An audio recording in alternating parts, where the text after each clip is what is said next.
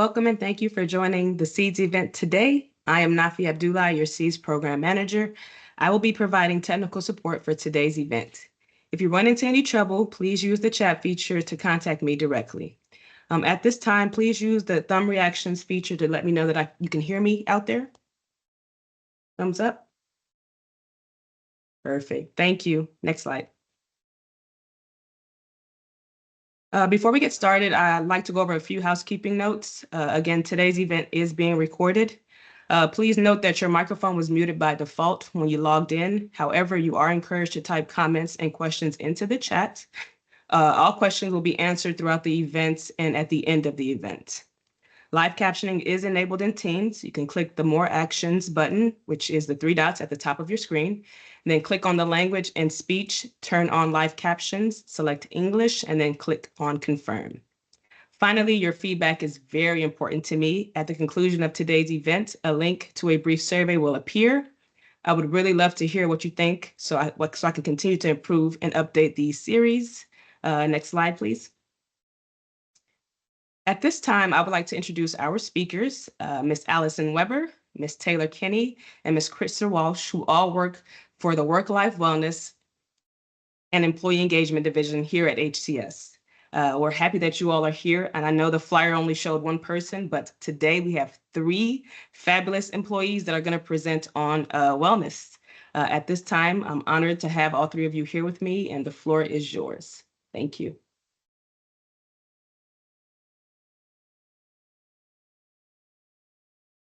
All right. Well, thank you so much, Nafi, Ms. Abdullah. Again, we are so excited to have all of you with us today, this morning, this afternoon, and we look forward to chatting with you about wellness for the next hour or so. Next slide, please.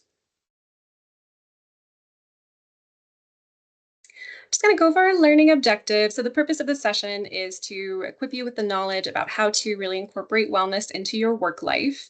We want you to be able to walk away with understanding how vital your health and wellness is to your satisfaction, to your success, and ultimately your performance in the workplace. You're going to learn about mindful awareness and how you can incorporate mindfulness and other health initiatives into your workday. And then finally, we want you to feel empowered in your wellness. So we are going to show you a way to develop your own personal health and wellness action plan. Next slide, please. So to talk about wellness in the workplace, we would like to begin by exploring what wellness means and why it matters. So I would love to hear from you in the event chat, if you don't mind. What is your definition of wellness? When you think about wellness, what is the first thing that comes to mind? It can be a couple of words. It can be a sentence. But when you hear that word, what do you think of? And if you don't mind, I would love to see responses in the chat. Okay. No sickness, not being sick physically. Yeah. Okay, holistic. So mind, body, and spiritual wellness. Self-care, absolutely. Peace of mind, mental wellness. Okay, balance. A sense of control, feeling good. Okay, being happy with ourselves. Right, wonderful. Having consistent, healthy habits. Yeah, that's definitely the goal. Healthy and happy. Yeah, exercising to stay healthy. That is absolutely wellness. Being authentic, which can be a little bit challenging, but that contributes to wellness and feeling kind of balanced in our roles. Yeah, holistically whole. Yeah, I like that spelling. That's a good reminder of what it means, what holistic wellness means. Balance, positive state of mind. Okay. Yeah, those are all really wonderful examples, wonderful descriptions. Wellness can mean different things to different people. As you can see here, we all kind of think of different types of wellness. For some, it's really about physical and mental health. For others, it's about daily choices, those consistent, healthy habits that really help us feel balanced and grounded and whole overall.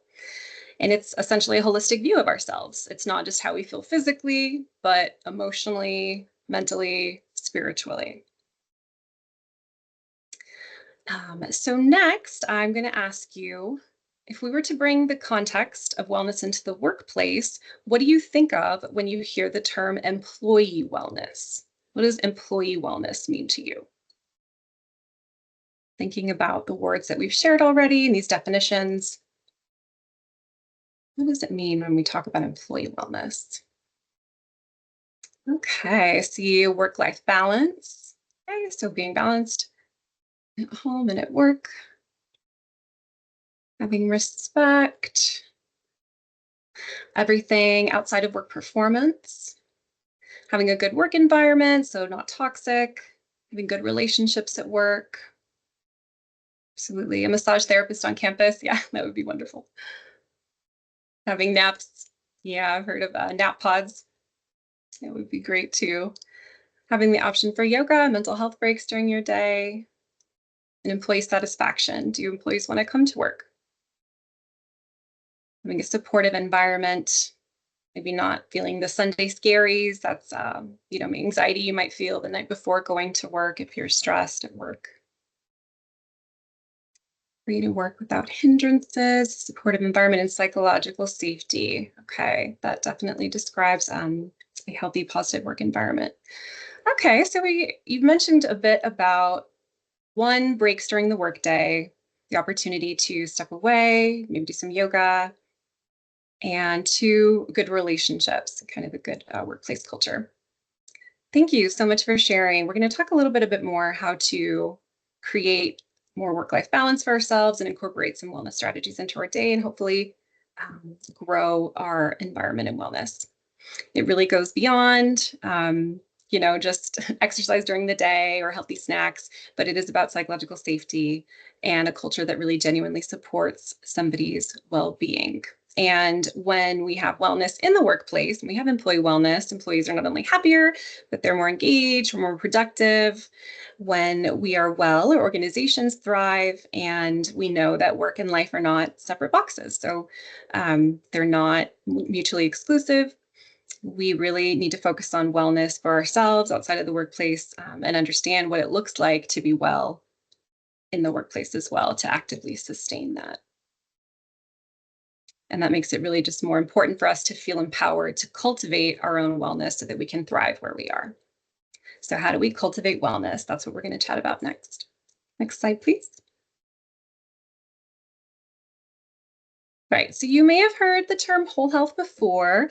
VBA adopted employee whole health as a model for integrating employee wellness into organizational culture.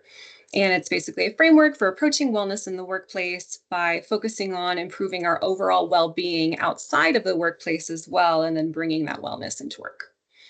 And the whole health model comes from Veterans Health Administration. VHA created whole health to enhance their patient service delivery and then focus a little bit less on what is wrong or a specific health diagnosis and more on what is important to people and how that drives our decisions around health. So, what really matters to you instead of what's the matter with you. And this includes focusing more on self care at home and some more prevention of chronic disease through building the skills that we need to make health changes to our habits, to our diet, to our exercise, changes to our mental health.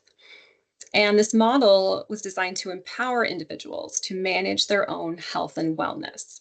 And then that was adopted for employees as well because it was so successful in the patient care delivery. So the circle of health, which is pictured here, is the model that helps us track all of these facets of our personal wellness so we can focus on what really matters to us. So you see in the center, it says me, and then right around me is mindful awareness, which we'll address. And then the green bubbles are the self-care areas that really make up the different domains of our lives. And then we've got a dark blue ring that notes the importance of medical treatment and disease prevention. And then community, our relationships, encircles all of it. And we mentioned already how employee wellness contributes to better performance for us and for the organization. So, what happens when we aren't so focused on our wellness? Next slide, please.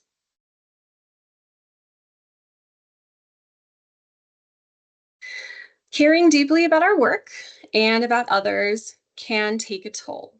So, let's talk about what it looks like when the balance kind of tips too far in one direction. Stress is our body's natural response or reaction to pressure or challenges. It's a state of mental or emotional strain that results from demanding circumstances in our lives. And it can stem from any event that elicits strong feelings of frustration or of anxiety. And in order to be well at home and in the workplace, it's vital to focus on managing those feelings to ensure that they don't have a detrimental impact on our performance and our ability to function in our day to day lives.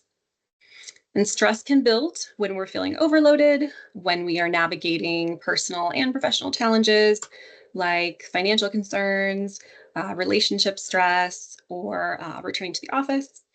And when the stress stems from work, it's known as occupational stress.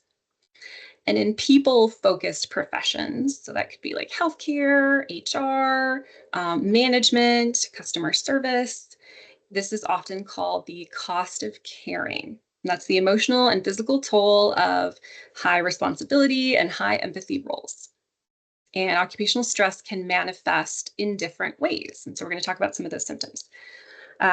Fatigue comes from an accumulation of stress over time when we aren't able to get sufficient rest or recovery. And then burnout is a type of fatigue that really manifests as an emotional exhaustion too, that leaves you feeling drained or kind of detached. Compassion fatigue is common in helping roles and is a form of burnout or exhaustion from caring for others continually. You can experience this in the workplace or outside of work if you're in a caregiver role. Then vicarious trauma, secondary trauma is something that can develop if you work with customers who are sharing traumatic experiences with you. And moral injury can occur when we're asked to do things that we feel violate our values or create inner conflict. And that can result from experiencing behaviors or witnessing behaviors that violate our moral values. And addressing this cost begins with self awareness and with observing ourselves so that we're able to recognize those signs of stress and burnout. And in a moment, we'll talk about managing these stressors. So we just covered a few different types of occupational stress that can build up in people heavy or emotionally demanding roles. And so I'd like to pause for a moment and reflect. And I'm going to launch a quick poll. I would love if you would just check any that you have personally experienced or recognize in your role. You should see that pop up. Which types of occupational stress have you experienced? You can choose more than one. Absolutely. I just love to see your responses. We can kind of see what everybody is dealing with. See what we have. So we've got about 32% so far have experienced burnout before. About 25% kind of general fatigue injury, built up stress over time without the opportunity to rest. Okay, and we've only got one response for none of these and one I'm not sure. Okay, thank you so much for responding to that. I think it's just nice to kind of see what the general makeup is. Ms. Johnson, you were previously a 911 operator at the Minneapolis Police Department, and that was a lot of occupational stress. I'm certain that's a wonderful example of a position where you might experience some secondary or vicarious trauma from hearing the experiences of others or moral injury and what you're able to do to help support. Thank you so much. I'm going to talk a little bit now about how the stress impacts us, how these symptoms affect us. So we know that stress affects us mentally, physically, and emotionally. Emotionally, stress can show up as feeling overwhelmed, anxious, frustrated, helpless to change our situation, or even ashamed that we're so affected. And these emotions can pile on top of our daily responsibilities or make it harder to function. And we don't always talk about these feelings openly, so sometimes it can become very isolating. When we bottle stress up, it doesn't go away, it just kind of builds quietly in the background. Mentally, stress affects how we think. You may have experienced things like forgetfulness or trouble focusing or brain fog. It's like your brain is trying to run too many tabs at once and it kind of starts to slow down. Stress also reduces our creativity and our ability to make decisions because our mental resources are already stretched very thin. And when we're really activated by stress, we enter what is known as fight, flight, freeze, or fawn mode. And this is our body's survival system turning on in response to a perceived threat in our environment. Our sympathetic nervous system floods us with stress hormones like cortisol and adrenaline. You have very likely experienced your heart racing. You may feel tension in your jaw or your shoulders. Maybe your mouth goes dry. Maybe you notice your fists balling up. If you have ever blanked out during a meeting or public speaking moment, this is what we refer to as amygdala hijack. And that means that your thinking brain has been overridden, has been hijacked by your instinct to protect yourself. And we kind of we freeze and go blank. Physically, stress can manifest in all sorts of ways. You might feel restless or fatigued. You might develop headaches or stomach issues. You might notice changes in your appetite, either eating more or maybe less than usual. You might lose your appetite. And over time, chronic stress can lead to more serious health impacts like high blood pressure, chronic issues like chronic muscle tension, difficulty sleeping.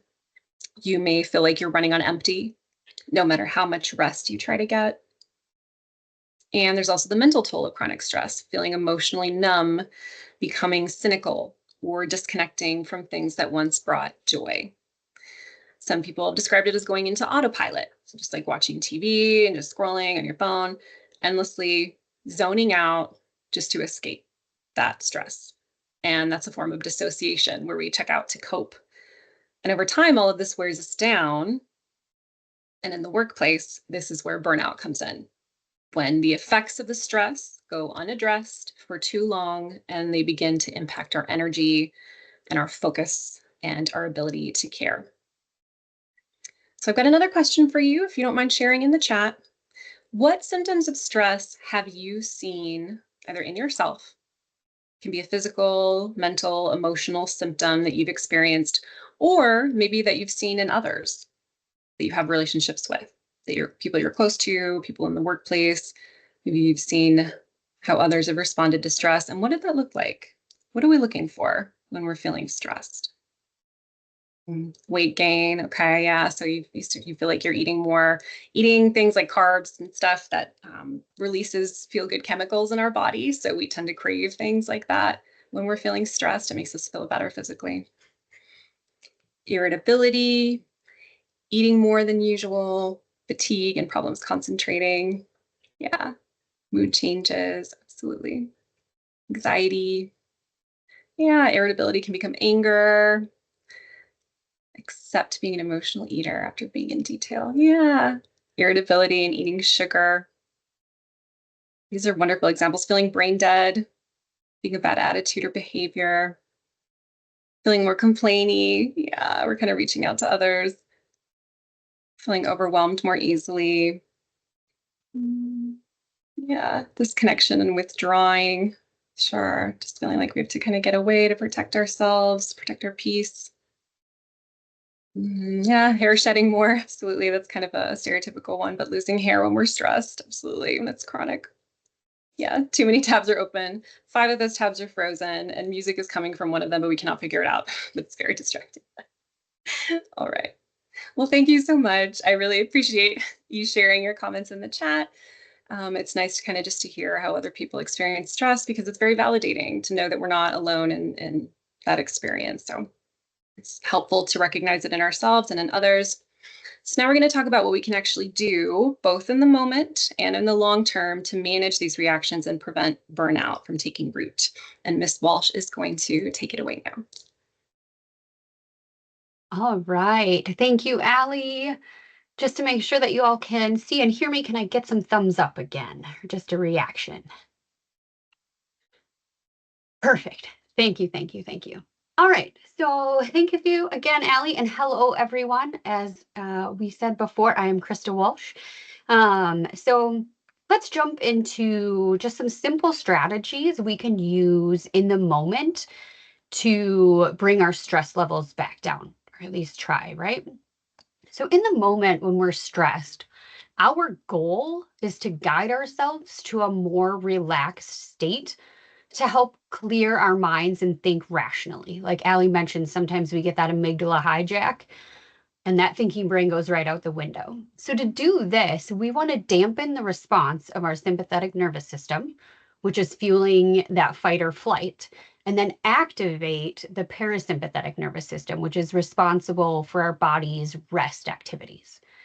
So to activate our rest response, we can practice some specific interventions meant to promote to calm our bodies. And one of these is deep breathing. So deep breathing helps get more oxygen to your brain, right? So let's try that just all together. Let's take one big deep inhale and a big exhale. See, just that one breath really helps, right? So if you do that a couple times. So taking that break and removing yourself from the stressor can really help your body feel less threatened and give you that space to calm down. Something as simple as counting to 10 before reacting can give you a better chance of responding rationally, right? So if you're in a meeting, you can stop to take a sip of water or say something like, let me think about that for a moment to buy yourself some time to recover. The longer the break, the more able we are to relax from that stress. Sometimes we feel pressure to work through our 15-minute or our lunch breaks, but really making a focused effort to step away for a little while can help reduce that burnout in the long run. So please do take your breaks that are in your schedule. I know as much as we like to think that we don't have time for them, they really will in the long run help out. So, and then finding appropriate ways to express your feelings, right? Instead of bottling them up, can help us feel calmer and let us or keep us from exploding later in unrelated situations where we may not want to react unexpectedly, right? That irritability that people talked about, right? So we get in a conversation and all of a sudden our irritability is already here. Someone says one thing and whoop, we blow. So, and then you might find a trusted person to be able to vent those thoughts or feelings to, right? Some quick validation from a supportive friend can really help calm our frustration and maybe even give us some needed perspective, right? So, if you don't have someone readily accessible to talk to, you might also try writing down your feelings, either just a quick note for your or maybe even in a more formal journaling process. Sometimes it is just helpful to identify to like a mantra or a positive affirmation to keep repeating to yourself. So that's one of the tools you can use. You know, you could do it on a daily basis. Maybe you just need some positivity or some peace. You can just say, today I will be peace, right? And then lastly, it's really important to remember when working with other people that their reactions are rarely about you. Let's say that again. People's reactions are rarely about you, right? Everyone makes mistakes at times and is struggling with stressors we don't know about. The same way not everyone knows about everything that you're going through, right? We tend to respond to situations based on our experiences or expectations, and we don't have any control over what other people are bringing to the table.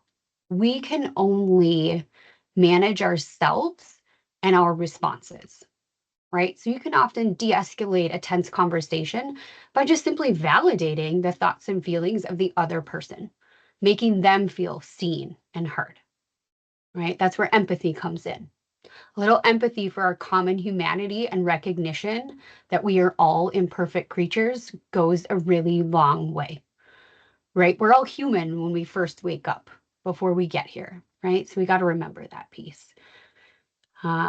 So with that, just a little question for y'all, if you want to type your answer in the chat. When you're feeling stressed out, what do you do? What are some things you do or you tell yourself to manage those feelings that are bubbling so you're able to move on or pause them for a minute? Breathe. Yes. Box breathing. Amazing. Yes. mindfulness. Oh, you guys are going so fast. I love all of this. Um, you walk away from the stressor. Good, great. Yeah. Mindfulness. Go wash my hands, feel the water, texture, temperature, smell, hear the faucet running, hear the water splashing in the sink. Yes, Crystal, right? We hear about that, right? If you get anxious like that you're supposed to pick out things you can feel, hear, and see. Amazing. Read, take a walk, take a Xanax. Yes, Mr. Friedman. Yes, sometimes we need to do those. Take a walk, listen to music, exercise. Yes, deep breaths. Yell by myself. Absolutely, right? That's where those demolition rooms, or is that what they're called, wherever they come and you can just go like break stuff.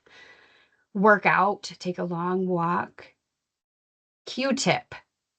Charity, you'll have to tell me what the acronym is for because I want to know. Breathing techniques. Ride your motorcycle. Absolutely. Walk some stairs. Love it. Find my way for kids for a hug. That calms my mind so much. I love that, Mr. Baruti. Listen to a podcast, removes myself from the situation. Yes, Miss Perry. I accidentally eat too many cookies. Don't you hate when that happens? It's all of a sudden sitting on your desk and you're like, whoops. Absolutely, everybody. These are all fantastic. Look at all of these. See, you guys don't even need us. We've got so many amazing avenues. This is fantastic. I wear a non-obvious hair tie and I use it as touch. Oh, Carrie, girl after my own heart. I love this.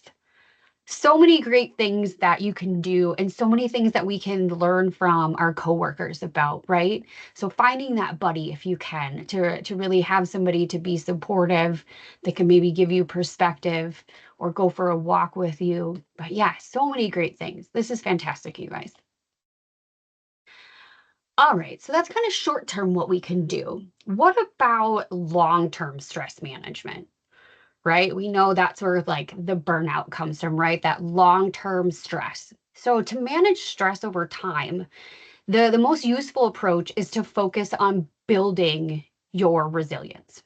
And resilience is our ability to weather that stress. It is our ability to adapt in the face of adversity and overcome challenges without becoming hard and or prickly over time, right? The more resilient that we are, the less we are impacted by the stress from our environment, and the more we're able to bounce back from challenges and difficult experiences. So, resilience to stressors protects us from the impact on our physical and mental well being. So, in resilience, it's not a personality trait, although, some people might be more resilient than others. Like Miss Johnson shared, she had a job where she worked as a 911 dispatcher. I would imagine Miss Johnson has some pretty good resilience to continue showing up day after day, knowing what she was walking into, right? So those are skills and behaviors and actions we can learn and develop over time. Just like building a muscle, increasing your resilience takes time and intentionality. Yes, Carrie, can't stop, won't stop, always going. Burnout can be prevented or reversed to an extent through cultivating that resilience, right? To an extent. Being resilient doesn't mean that a person won't experience difficulty or distress or ignore difficult experiences, but it helps us accept what we can't change and refocus on what's truly meaningful in our work and in our lives. So, that secret to strengthening that resilience is to focus on you and your personal wellness, right? I said it. You. The secret is you, to focus on you. Isn't that great? I just gave you permission to focus on yourself because that's what's most important. So we cultivate this by making sure that we take care of ourselves. If we aren't sleeping enough, eating well, spending time doing things that we love, we are going to feel less capable of dealing with the challenges than we would if we spent our energy taking good care of ourselves and focusing on ourselves maybe outside of work. That's really what fuels us and refills our cup so we have something to draw upon when we encounter those challenges. Obviously, This is often easier said than done, just like most things, right? It takes intentionality and to incorporate those good things into your daily life. It's helpful to stop and think about what you really care about first. Then create a plan to spend more of your time on those things, right? So maybe you're a brand new mom or dad and you haven't exercised in a hot minute, but now you need to be mobile, right, for your children. So maybe exercise is something that's really important to you and that's one of your values. So you're going to focus on that, right? So sometimes it's hard to put our finger on exactly where the stress is stemming from, but practicing mindful awareness helps us build that self-awareness we need to point out the cause of the stress and really understand how it's affecting us. Right? Um, yes, Mr. Barudi. So he says, I had to really learn resilience by working for a national call center for homeless veterans at the VHA. It was so stressful. Again, just like a call center, right? You just never know what you're gonna get. That's fantastic, Mr. Barudi. There's another person that gets the resilience award, right? So what is this mindful awareness, right? As Ali mentioned in with the whole health circle, mindful awareness is the key strategy for improving our overall wellness in the workplace. Mindful awareness is the practice of observing what is happening around you in the present moment. So around you, inside you, in the present moment. Being mindfully aware is noticing what is happening in the moment inside our mind, inside our body, as well as our environment. It helps us to be aware of our thoughts and feelings right as we experience them. And this is a really important tool for getting to know yourself and to manage stress. Sometimes it's hard to know where stress is stemming from, right? So practicing this mindful awareness helps us build that. It can help us point out the cause of the stress and understand it. So the goal is really to focus on the now rather than dwelling on the past, stressing about the future, or worrying about things happening now that are outside of your control or physically removed from you. A key part of mindfulness is noticing how things affect you without labeling them as good or bad, right? So letting that thought come in and letting it go back out. You don't have to label it. So this kind of awareness helped us effectively practice self-reflection to identify what gives us meaning and purpose. It also helps us take an inventory of how we're doing in different aspects of our lives, right? So walking that circle. So yeah, protecting your peace. Yeah, Lorelai says having kids you learn resilience, especially when they're teenagers. Absolutely. I love that. Everything is neutral, has value we apply to it. I love that. Yeah, okay, so let's talk about what are some daily activities that feel mindful to you? What do you do that might be something mindful that we kind of talked about a little bit earlier? We said going for a walk. Um, so yeah, maybe it could be washing the dishes or going for a walk or drawing. What do you all do that feels very mindful to you? Read. Life comes in seasons. Absolutely. Work out. Yeah, a lot of the same things.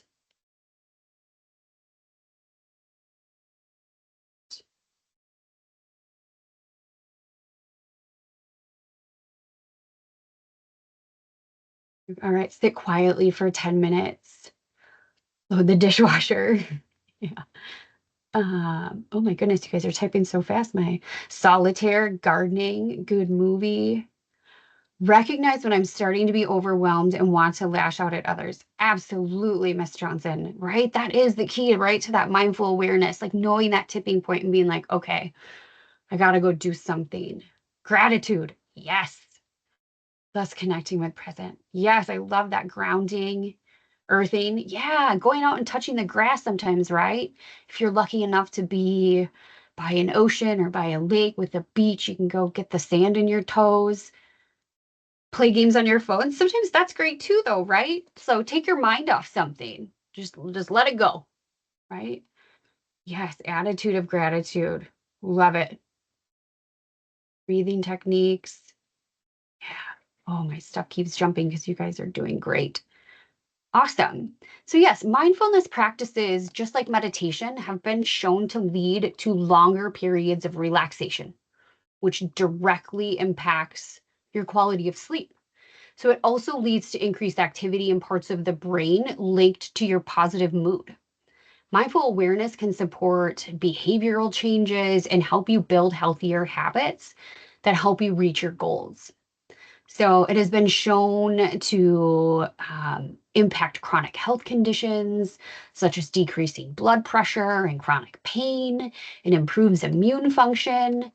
It helps support behavioral change like tobacco cessation or reducing binge eating habits or improving sleep quality.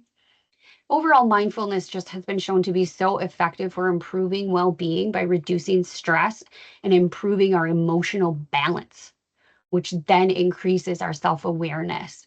We're able to cope more effectively, right? All of these benefits serve to also improve our resilience, right? So, practicing mindful awareness can improve the quality of your life by helping you experience more moments because you're in the present, right? It helps us see things as they really are by observing, not by judging, observing, right? You just observe your experiences. And being mindful can be or can help us really live more fully, right? Great. All right. And then taking time to pause, right? Pausing for a moment is an important concept in mindful awareness, but also generally for our mental health and well being throughout the workday. Um, when we get busy, we tend to function on autopilot, right? We're just going, going, going. There's no thought. We just know we've got to pack the lunches, we've got to make dinner, we've got to get to work, we've got to fill the gas tank, we've got to get groceries, whatever it may be. So we just sort of rush from one task to the next. We feel pressure to get everything we need to do, right? Especially in the workplace. We tend towards workaholism, right? Where we feel this most adrenaline rush. Um, and this just like sense of accomplishment that we just keep going, that somebody needs us, right? It's just go, go, go, go, go. There's always an email to read. There's always an IM to answer. There's always a task to complete, right? But the reality is that we can only sustain our attention for so long before we lose focus. And stepping away from your desk or your computer for a short time can really help you regain concentration and then return to your work with renewed energy. So, switching activities can also help us be more effective, right? Like we talked about, like if you are just too stressed, maybe go play a game of Candy Crush if people are still playing that, right? So, pausing during the workday also gives us a chance to decompress from the demanding pace. This helps prevent mental fatigue and decision fatigue. So you can refocus and you can make better decisions and do so with more clarity. I think we all want that, right? I would love to be able to do that. So our eyes get tired when we're staring at a screen all day. So every 20 minutes or so, you're supposed to look at something at 20 feet away for 20 seconds to rest your eyes. So if you have a window to look out, hopefully, or maybe there's a nice painting on the wall. We also experience more creativity when we've had a rest. A relaxed mind is more capable of generating new ideas and approaching problems from different angles and perspectives. Right? Yeah, I love the Candy Crush, Chip. I will admit that I still play Candy Crush. So, hi, I'm Krista, and I need help with Candy Crush. So research has produced a new coined term, which sitting is the new smoking. Ugh, goodness. And the idea is that when we sit all day long without taking movement breaks, it increases our risk for chronic health conditions and even our mortality risk. So take a moment to move during your day, which also can help alleviate muscle tension and improve circulation. It also decreases your risk of repetitive motion injuries like carpal tunnel from typing. And again, pausing doesn't have to be long. As we mentioned before, simply taking a couple deep breaths can help us recenter and focus on ourselves for a moment. If you need to, you can even schedule a break on your calendar, right? Or set a reminder for yourself. Kind of like, your Apple Watch, or if you have another Fitbit or whatever it is that says, hey, every 50 minutes you need to get up and stretch your legs. So those are always good tools too. And Outlook has built-in breaks for calendar meetings. When you initially schedule a meeting, it will default to 5 or 10 minutes shorter to remind yourself to give yourself some time in that transition, right? So a lot of times if you can schedule that meeting for only 50 minutes, that way you have that 10-minute break before you hop in that next one. And then job satisfaction is connected to how much we feel like we can step away to take care of ourselves, right? When we talked about that employee wellness, that's a piece. But sometimes we have to make a point to do that for ourselves, right? Empowering yourself. So take your leave, take your 15-minute break, take your lunch breaks, right? You all have these things in your toolkit that you can do for yourself. You just have to make that decision to use them, right? All right. And moving on, I'm going to introduce my next presenter, Miss Taylor Kenny. She is going to take it over for me, but I thank you all for your participation. And take it over, Taylor. Thanks, Krista. Hi, everyone. Happy to be here. And just to transition from Krista, we're going to now talk about some more tips and tools and practical strategies to help you feel empowered and to help you show up for yourself. So here on the screen, we have some tips for success. And ultimately, we want you to feel empowered to take charge of your wellness. And showing up for yourself and your health doesn't always necessarily mean making big sweeping changes. Sometimes it's just those small intentional choices that we make each day that can set you up for success throughout your day. And especially now, many of us are still adjusting to being back in the office. Kids have gone back to school. We're in a whole new, different routine. And even some tiny routines can really help create a sense of structure and make you feel like you have a little bit of control. So whether it's packing your lunch the night before, laying out your clothes, or maybe just getting up a little bit earlier to have 5 quiet minutes to yourself. I know for me, if I could just drink my coffee hot without being interrupted, that really helps make a difference in my day. But just some little things that you can do even just before you log into work. So think about fueling your day, pack your breakfast, lunch, stay ready, make sure you have gas in your car if you have to commute, any essentials for that day, planning ahead. And then there's a lot of power in getting organized. So doing a quick brain dump or making a to-do list doesn't just help you feel prepared, but it actually lightens your mental load. It takes those items that are constantly being replayed in your brain or this ongoing list and helps get it out of your brain and onto paper. And having that relief can really help you stay calm and focused, even if the day throws something unexpected your way. And just keep in mind, it's not about being perfect. We're not going to be perfect, right? Something is always going to pop up. But it is about creating habits that give you more breathing room. And these small habits, if they're done consistently, are what really build a foundation for helping you manage stress and staying resilient. And then when you need a little extra help, we've got some great self-care tools and wellness apps and resources that can help keep you grounded and supported throughout the day. So we're going to talk a little bit about those next. Next slide. All right, so mindful resources. Krista talked about the importance of mindfulness, so we just want to share a few resources for you. We have the Live Whole Health site, and this offers guided meditations, chair yoga, other mindfulness activities, a wealth of information from the Whole Health team at Veterans Health Administration, so VHA. And on the Live Whole Health, there are guided meditations for you. And we also have our SharePoint. The Work-Life Wellness SharePoint has recorded mindful moments that you can listen to and access at any time, any of the events that we've done. You can also request a mindfulness training for your teams, and we can deliver a mindful moment to you. There's also the Mindfulness Coach app, and this was developed by the National Center for PTSD, and it has gradual self-guided training programs that are designed to help you understand and adopt simple practices.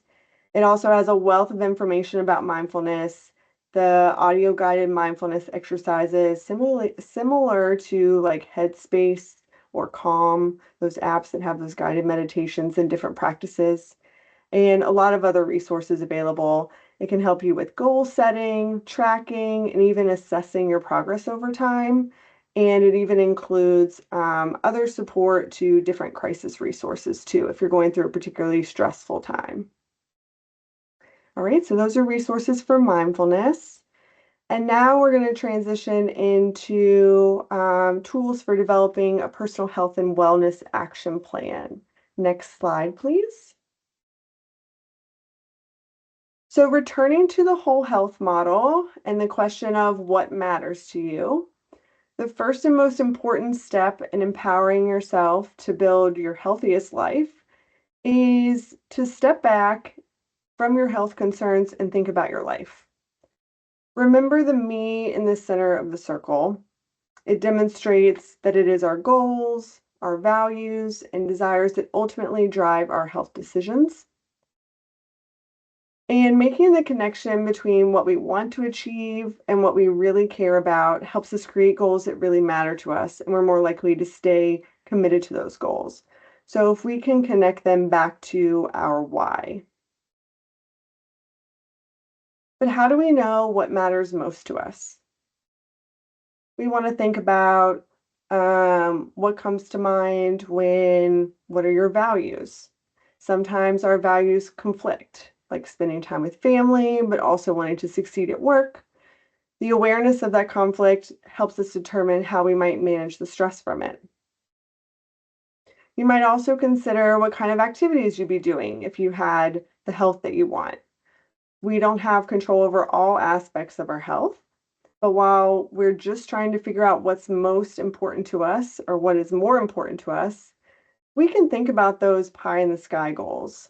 And these goals, our dreams, are where we derive purpose and meaning for our lives.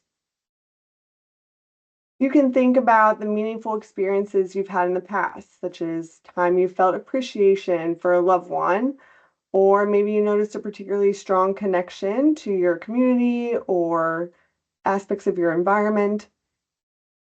Or you can even think ahead and pretend you were at your 90th birthday party. And looking back, what would you like people to say about you or the life you lived? How do you want to be remembered? How would you know that you've lived your life to the fullest? So you really want to focus on or think about what matters to you in your life right now, those top priorities, and keep in mind that these shift. What brings you a sense of joy and happiness? We've talked about how it's really important to make sure you're dedicating and committing time to the things that bring you joy, exploring what those things are. And what do you need your health for? What is the big driving factor for this? Is it that you want to play more with your kids or your grandkids? Is it that you're wanting to excel in a job? These are all things or questions to consider to help think about what matters most to you. Next slide.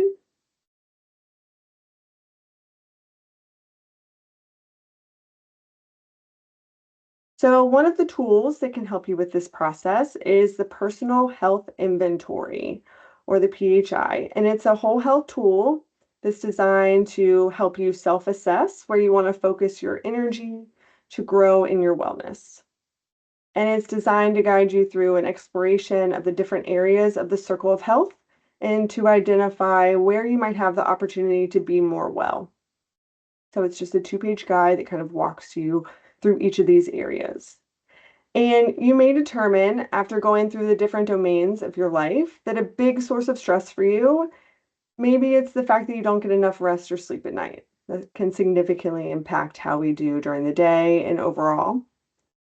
Or maybe it's that you recognize that you're actually very satisfied with the amount of physical activity you're squeezing in. So maybe it's really pointing out to you what you're really doing well and what tools are powerful for you. For example, exercise might be really powerful in helping you cope with stress, helping you feel more focused during the day. I know that for me, if I'm able to work out before work, the day ahead of me is significantly different in the best way possible compared to the days where I can't get a workout in and then it has to be afterwards.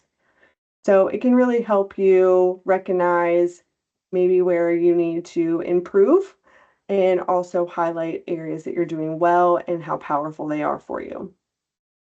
But reflecting on or taking a personal inventory of your health is really a good way to begin establishing wellness goals that can help you develop resilience in a very practical way. So identifying where you are right now in your path to wellness and where you would eventually like to be can really help you narrow your focus and develop actionable and reasonable steps to move you forward. And to go along with this, there's a Live Whole Health mobile app, and it's just the personal health inventory that you can keep on your phone and update as needed. So it's just health inventory in your pocket. And the app will guide you through your personal health inventory, which is centered around, of course, what you care about most. And keep in mind that when you reflect on this, that can change from time to time. What's super important today might not be important the same time next year. But with the app, you can fill out a personal health inventory, you can create goals and set those steps up for yourself. You can share achievements if you're getting your family members, friends, or even health providers involved. Has a lot of good resources for whole health in general. And you can download that from any app store.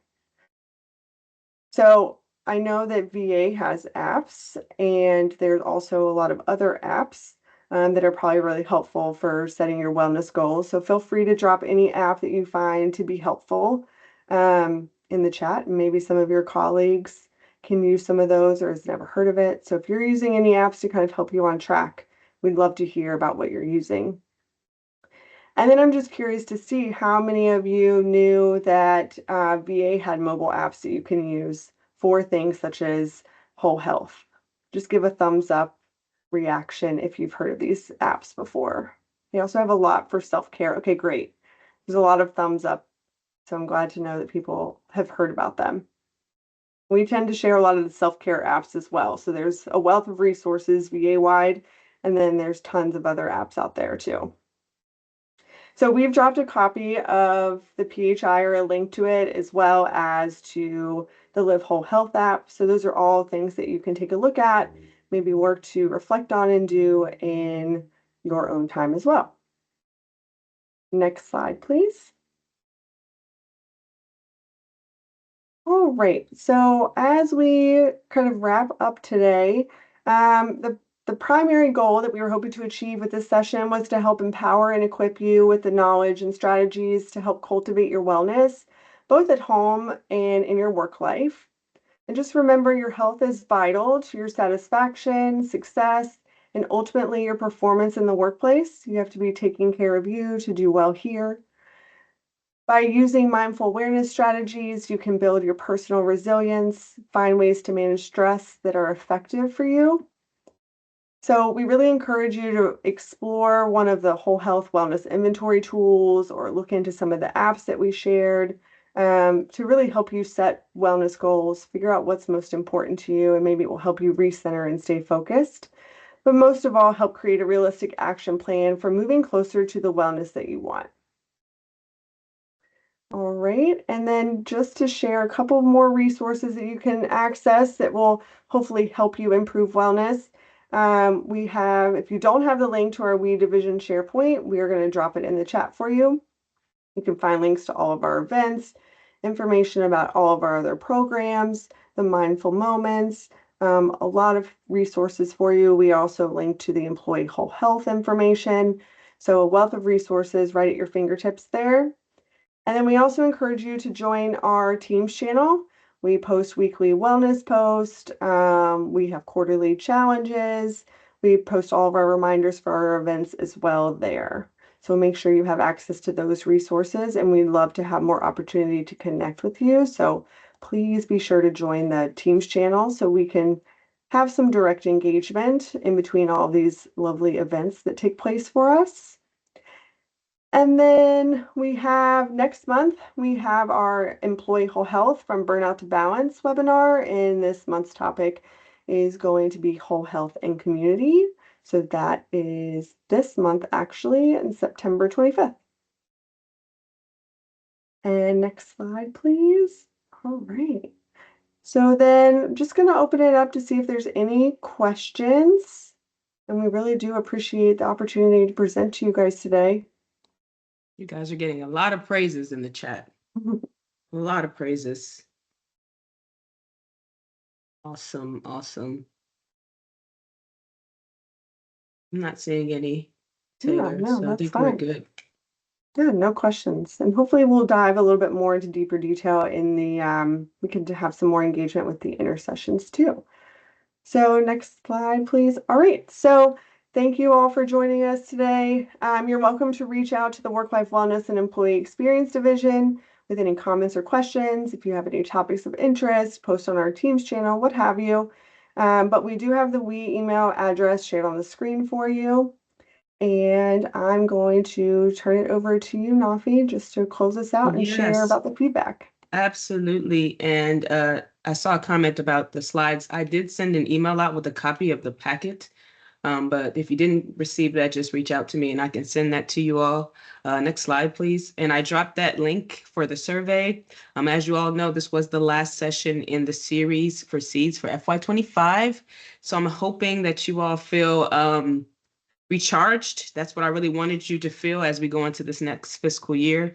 Again, huge shout out to my colleagues at HCS, the WE division, for this amazing training.